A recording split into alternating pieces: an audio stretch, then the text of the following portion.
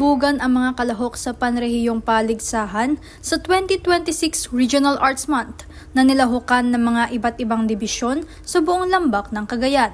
Ito ay ginanap sa Ilagan Community Center ngayong araw, ika-6 ng Marso. Sa kantahan, sayawan, talino sa mga visual arts at iba pa, nagpabonggahan sa pagiging mapanlikha ang mga kalahok na una nang nanalo sa kani-kanilang mga dibisyon sa Isabela, Cagayan, Nueva Vizcaya, Quirino, Batanes, Tuguegarao City, Caguayan City, Santiago City at Ilagan City. Hinimok ni Assistant Regional Director Florante Vergara ng DepEd Region 2 ang mga mag-aaral na lalo pang pag-ibayuhin ang pagpapaunlad ng kanilang galing sa arte at kultura sa lambak ng Cagayan at sa buong Pilipinas.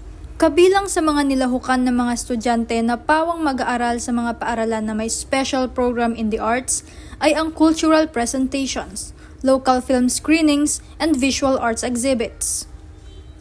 Nagpakitang gilas rin ng Isabela National High School Sulyap Sining Dance Troupe sa kanilang kaaya-ayang pagtatanghal para ipakita ang artistikong talento at pagkamalikhain sa kultura.